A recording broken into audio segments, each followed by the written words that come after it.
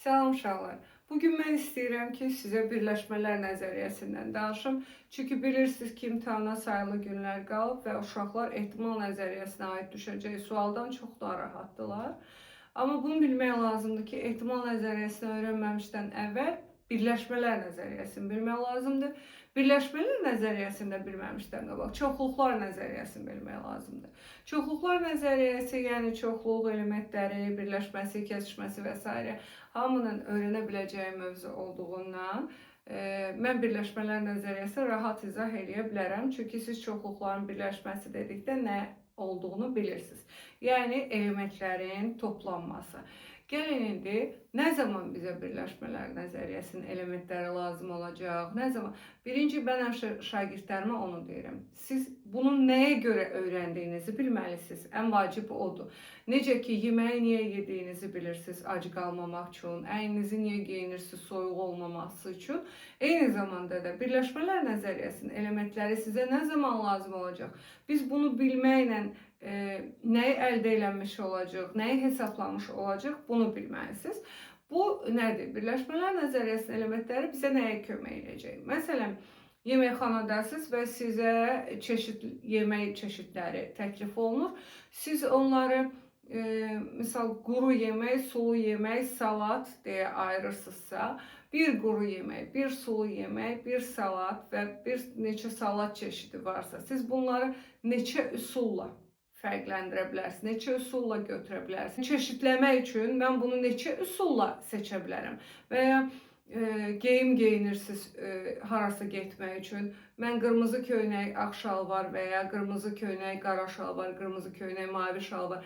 Bunu neçə üsulla fərqləndirə bilərəm. Mənim 5 köynəyim, 4 şalvarım varsa, mən bu 5 köynəyi, 4 şalvarı neçə cür özümə dəst hazırlaya bilərəmsə, bax bunları hesablamaq üçün lazım olur. Yəni əslində deyə bilərsiniz ki, hesablamaq bizə lazım deyil, bilirəm uşaqları dedi, amma bu riyaziyyatdır və imtahandan keçir yolunuz, bunlar sizə lazımdır. İndi gəlin keçək baxaq görək ki, birləşmələrin elementləri və ya növləri nələrdir? Biz nə zaman başlayırıq? O zaman başlayırıq ki, sayma ehtiyacımız olur. Sayma ehtiyacımız, məsələn, nəyi sayırıq? Biz sayırıq uyğunlaşdırma ilə. Sayırıq, əvvəllər ta qədim zamanlarda sayma belə olurdu ki, məsələn, nəyisə saymaq istəyirdinizsə, uyğunlaşdırırdınız.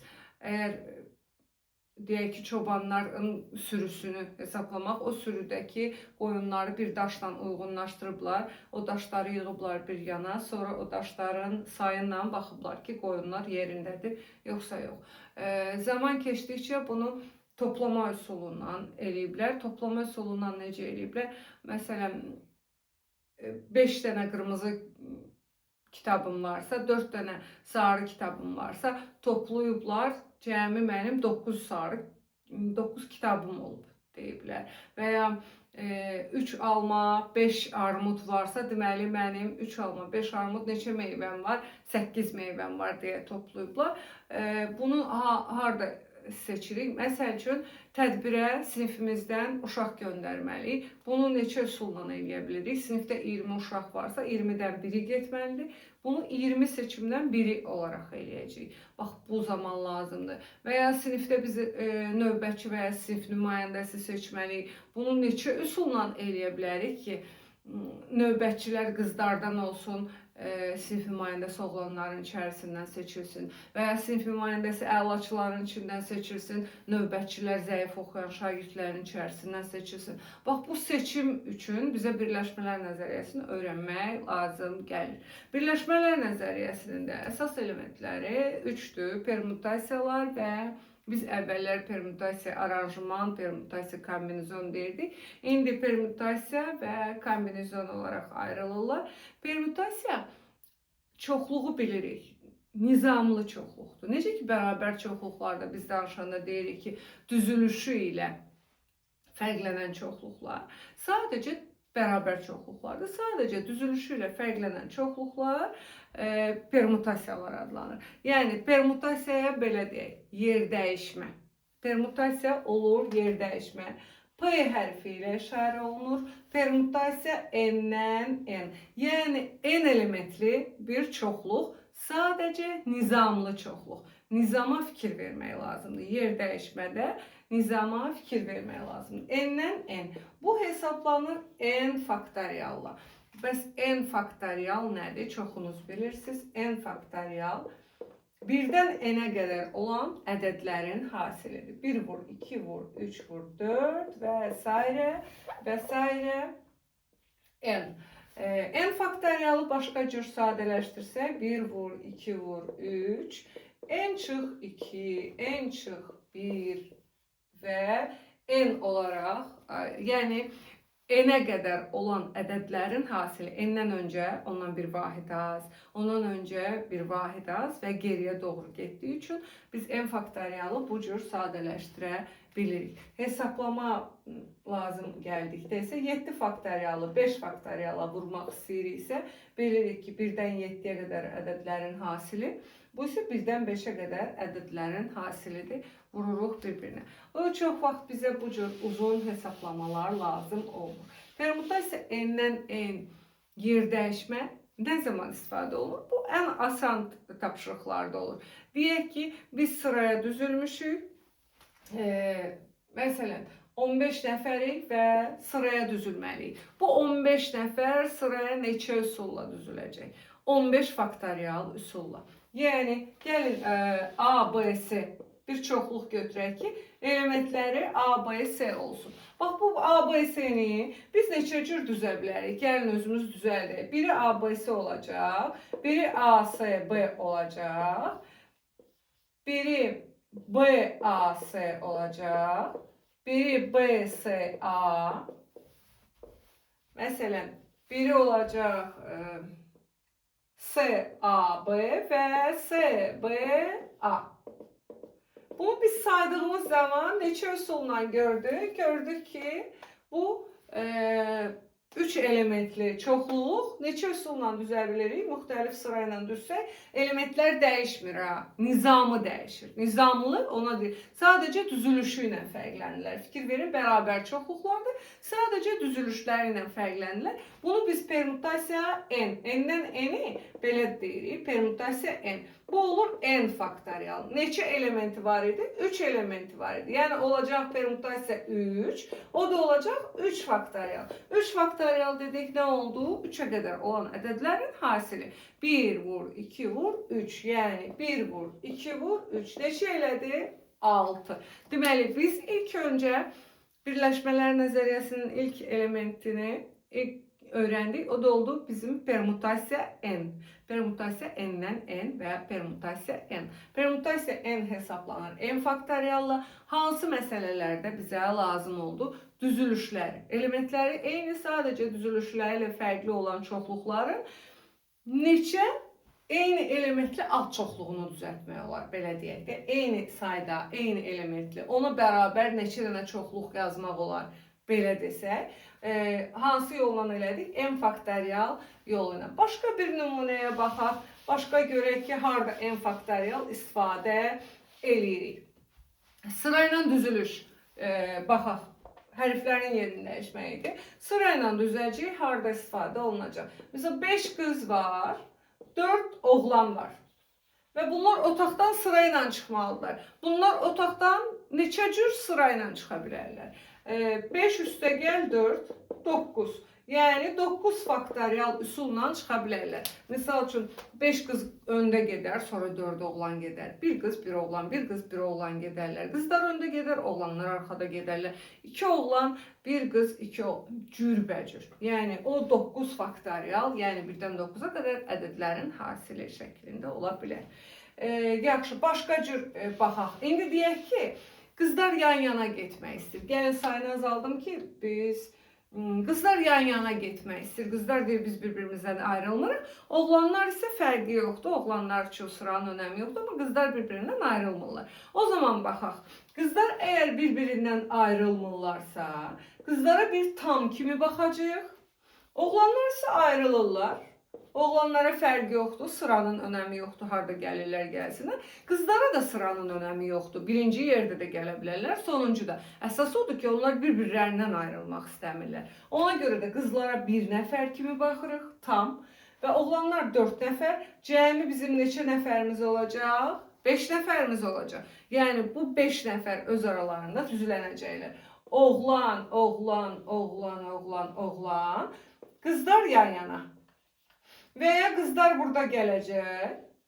Oğlan, oğlan, oğlan, oğlan, oğlan. Yəni oğlanlar dəyişə bilər, amma qızlar mütləq ki yan yana gələcəklər. Ona görə də axı qızlar yan yana gəlsə qız 1, 2, 3. Burada ola bilsin ki yerlərini burada da dəyişdilər və burada da 2, 3, 1.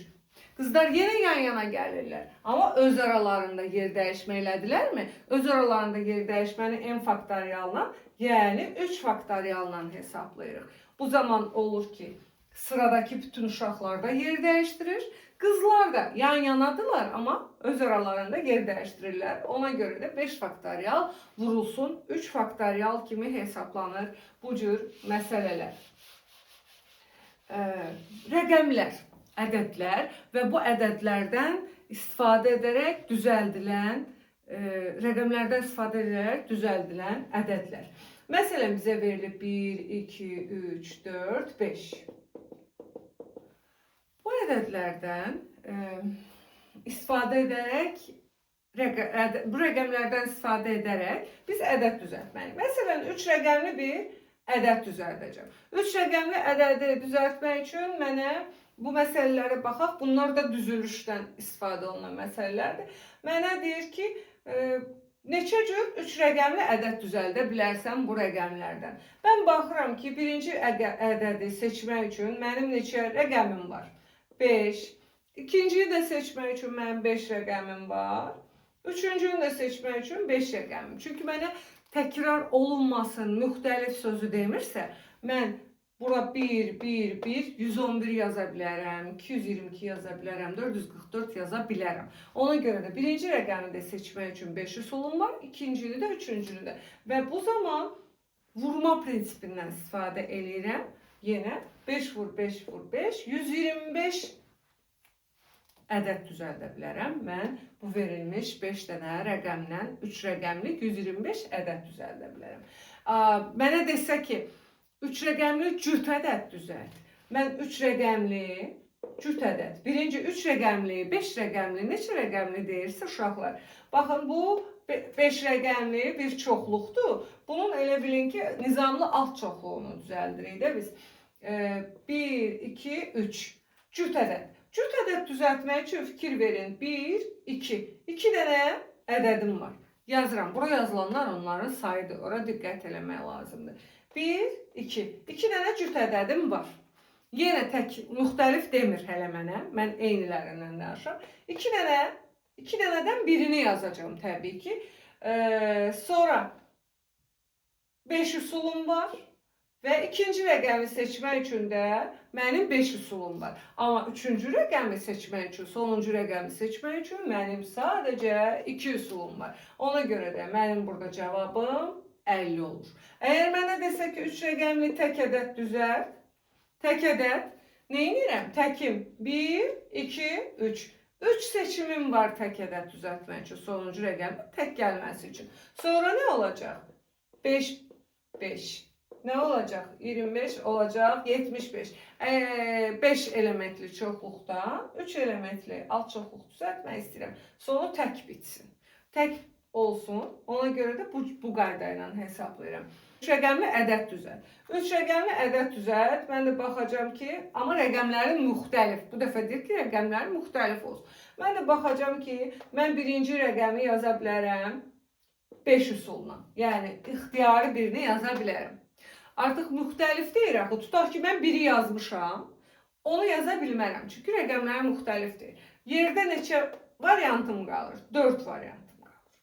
Artıq ikinci ədədi seçmişəm. 2 dənə ədədim qeydib. Tutaq ki, 1 ilə 2-ni seçmişəm. İkisi qeydib.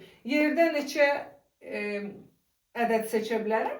3 rəqəm seçə bilərəm. 3 rəqəm seçdiyim zaman eləyir 60. Deməli, mən bu verilmiş rəqəmlərdən 60 dənə müxtəlif rəqəmli, 3 rəqəmli, rəqəmlər müxtəlif olan 3 rəqəmli ədəd düzəldə bilərəm. Bax, bu zaman bizə bunlara permutasiyalar, yer dəyişmələr deyilir. Dairəvi masa ətrafında əyləşdirmək məsələləri var.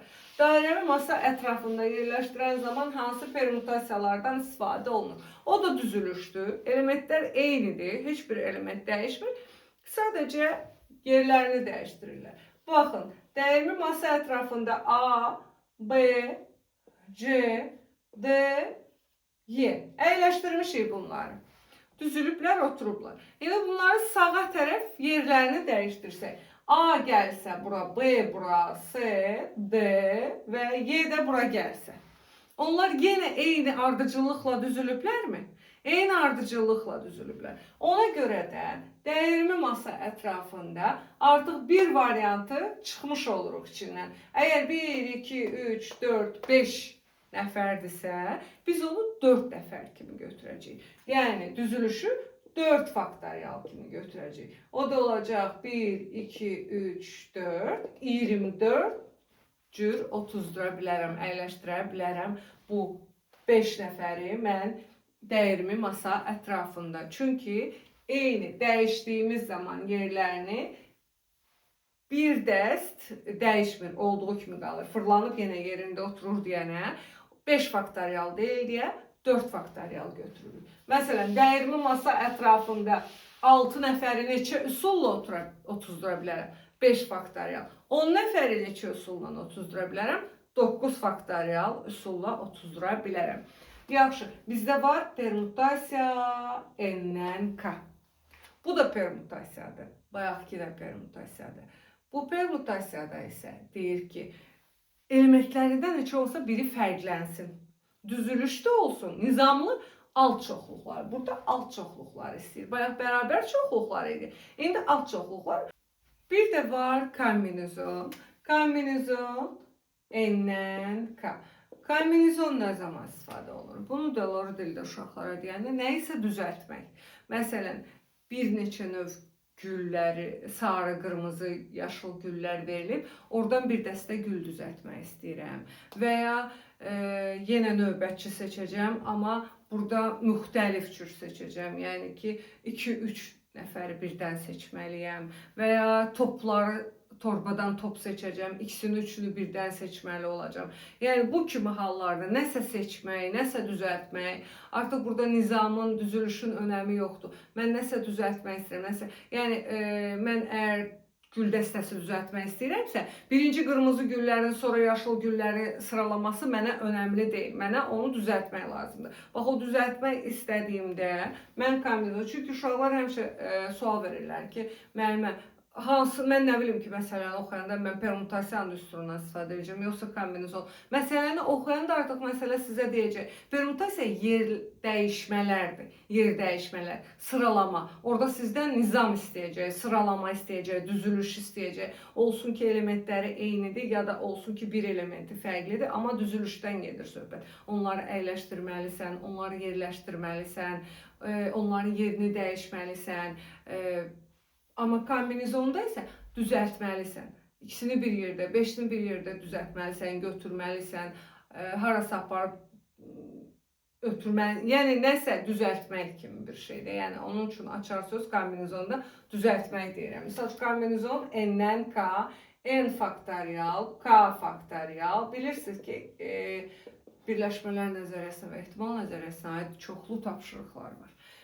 Bu düsturla hesablanır. Məsələn, burada da 7-dən 2, 7 faktorial bölünsün 2 faktorial, 7 çıx 2 faktorial. Yəni 7 faktorial bölünsün 2 faktorial, bu da elədir 5 faktorial. Kombinizonun xassələri var digərlərindən fərqli olaraq. Kombinizonun baxın 7-dən 5, 7-dən 2-yə bərabər olacaq. Əgər 2 ilə 5-ci əməli 7 verirsə, onda kombinizon 7-dən 2, kombinizon 7-dən 5-ə bərabərdir. Biz həmişə 7-dən 5-i hesablayırıq, 7-dən 2-ni hesablayanda da özünüz də uşaqlar işlədikcə öyrəşəcəksiniz buna. Niyə? Çünki biri var, 7-dən 2 çıxdınız 5, böyük rəqəm alındı. Biri də var ki, 7-dən 5 çıxdınız 2, kiçik rəqəm alındı. Baxırsınız, o sizə hansı uyğundursa onunla hesablayırsınız. Baxın, 7 faktorial bölünsün 5 faktorial, 7 çıx 5 faktorial. Yenə həmən şey aldıq. 5 faktorial Bu da 2 faktorial. Deməli, kombinizon 7-dən 2, 7-dən 5 eyni ifadə. Yəni, əgər 2 ilə 5-in cəmi 7 verirsə, mən onları yaza bilirəm. Başqa nə yaza bilərik? Tutaq ki, hər birini. Kombinizon 5-dən 3 elə bərabərdir. Kombinizon 5-dən 2, çünki 3 ilə 2-nin cəmi bizə elə 5-i verir. Sonra kombinizon, məsəl üçün, 7-dən 4 yazıram. Mən bunu necə yazıram? Qısaca hesablayanda. 7-dən 4, 7, 6, 5, 4. 4 dənə sayıram. Buradan da 1, 2, 3, 4 dənə də ardıcıl gedirəm. Başqa cür necə baxaq? Misal üçün 9-dan 5. 9-dan geriyə sayacağım 5 vahid. 1, 9, 8, 7, 6, 5. 5-dən isə irəli 5 vahid. 1, 2, 3, 4, 5. Məsələn, bu cürdə hesablayacağım. Onsuz da eyni bir cavabı alacağıq. Baxa da bilərik. 9 faktorial, 5 faktorial, 9 çıx 5 faktorial, 4 faktorial eləyir. 1-dən 9-acan yazsaq, burada da 5, 4, 3, 2, 1. Burada 1, 2, 3, 4. Fərqi yoxdur düzülüşün. Necə istəyirsiniz? 2, 3, 4 yazsaq ixtisar gedəcəklər. Sonra burada 5 var idi, onlar da gedəcək. 4, 3, 2, 1 qalacaq. Yuxarıda da 9, 8, 7, 6, 5-ləri silsək eyni vəziyyət burada da qalır. Ona görə də fərqi yoxdur, belə yaza bilərsiniz. Sonra biz kombinizon hansı məsələlərdə istifadə edirik? Məsələn, bizə bir A çoxluğu verilir. 0, 1, 2 və 9. 4 elementli alt çoxluğunu istəyir. 6 elementli alt çoxluğunu istəyir. Neçə elementimiz var? 10.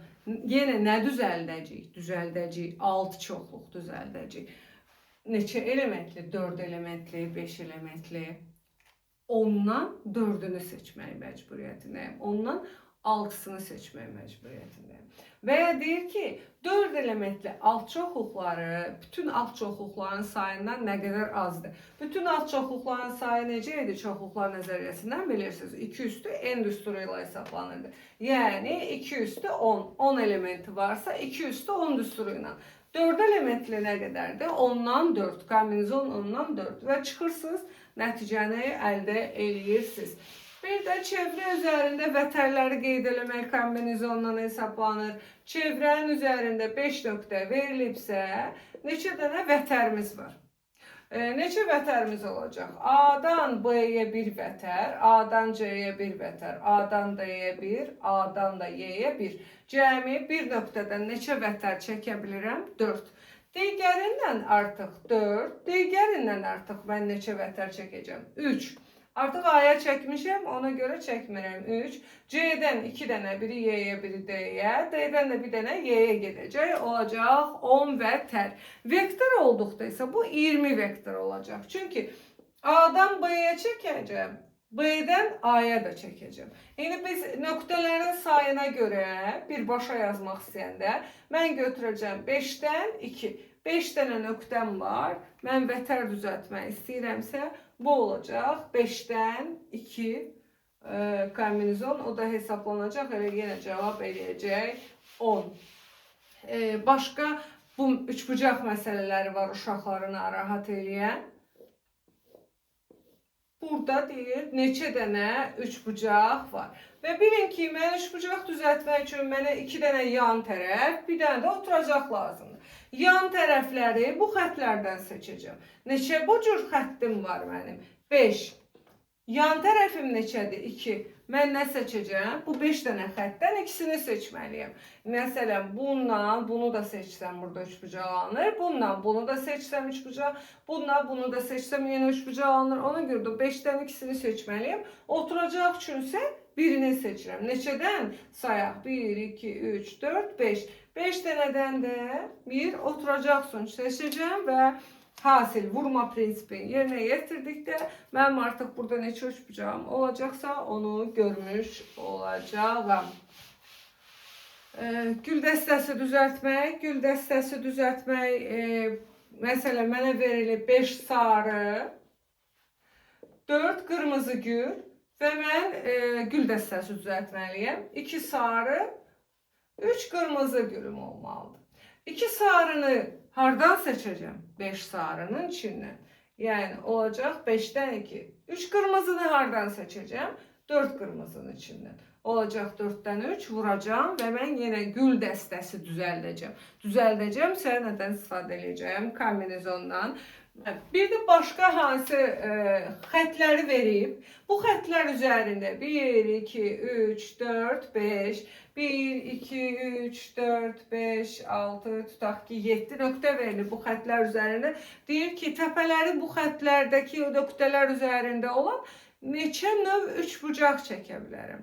Neçə cür 4 bucaq çəkə bilərəm və ya 5 bucaq çəkə bilərəm. Baxın, 3 bucaq çəkə bilərəmsə, mən buradan bir təpə, buradan 2 və ya buradan 1, buradan 2 təpə seçməliyəm. Çünki 3 bucağın 3 təpəsi də bir düz xətt üzərində ola bilməz. Tutaq ki, buradan birini götürdüm. Kombinezon, neçədən birini götürdüm?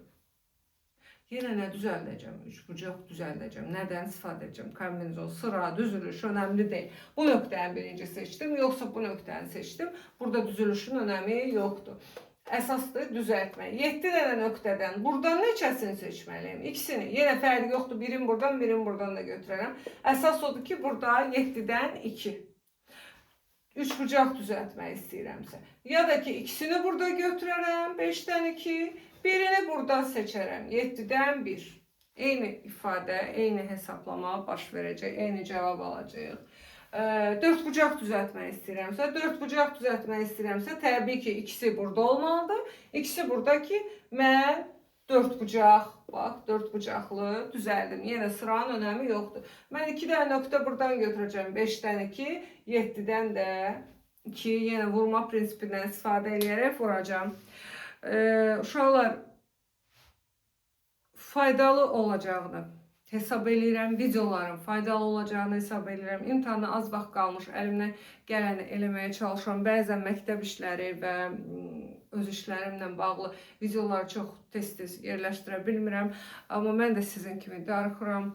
Bilirəm ki, imtahanda yaxşı nəticə əldə etmək üçün çox çalışmaq lazımdır və son günlərdə daha çox təkrar etmək lazımdır. Mən əsasən bu videoları öyrənmək istəyənlər üçün nəyə lazım olduğunu, nəyə görə öyrənməli olduğunuzu, hansı məsələni hansı cür istifadə edəcəyiniz bilməyiniz üçün çəkirəm. Yoxsa kifayət qədər materiallar, kifayət qədər kitablarımız var və testlərin də kifayət qədər cavabları var. Sadəcə o testlərdə mövzu izahından sonra yerləşdirirəm ki, cavabları sizin üçün rahat olsun. Əgər başa düşürsünüzsə izahları, testləri də başa düşəcəksiniz. Uğurlar diləyirəm və videonun faydalı olmasını diləyirəm sizin üçün ki, inşallah ki, elə olar. Diqqətiniz üçün təşəkkür edirəm.